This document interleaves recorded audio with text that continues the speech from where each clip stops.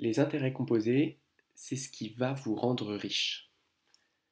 Effectivement, au bout de votre période d'investissement, il y aura une partie de votre capital que vous avez directement investi, il y aura une partie de votre capital qui sont les intérêts, si je puis dire, classiques, et il y aura une partie du capital qui sera liée aux intérêts composés, c'est-à-dire aux intérêts des intérêts.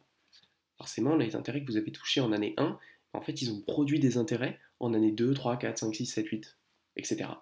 Et donc, en fait, ça fait un effet de boule de neige qui est extrêmement important et qui permet d'atteindre des niveaux de rentabilité et des sommes épargnées extrêmement importantes sur des horizons de temps supérieurs à 10 ans. Et extrêmement importantes quand on dépasse des horizons de type 30 ans. Donc ça, il faut vraiment le garder en tête. Ça peut permettre aussi de rester motivé sur le long terme. On sait que le long terme, c'est là où on trouve la rentabilité dans l'investissement. Parfois, c'est pas évident de se dire où est-ce que je vais, est-ce que vraiment c'est rentable, notamment quand on peut avoir des années négatives qui vont arriver et qui arrivent fréquemment. Sur 100 ans, on peut estimer qu'il y a à peu près 40-50 années où c'est négatif. Donc il faut s'accrocher.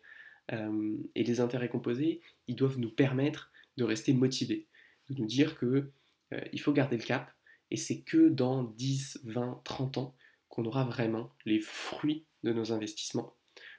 Donc ça peut permettre de se détacher de la vision un peu court-termiste qu'on peut avoir.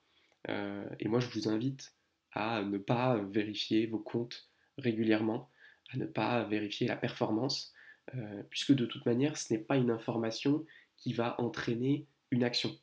C'est-à-dire que peu importe que ça fasse plus 20%, moins 20% un jour, moi je vous conseille de toute manière de ne pas vendre tant que vous n'avez pas besoin de liquidité.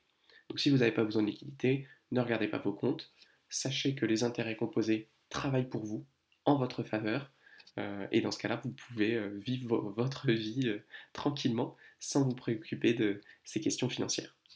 Si vous voulez qu'on fasse des exemples un petit peu plus pratiques, n'hésitez pas à me dire dans les commentaires.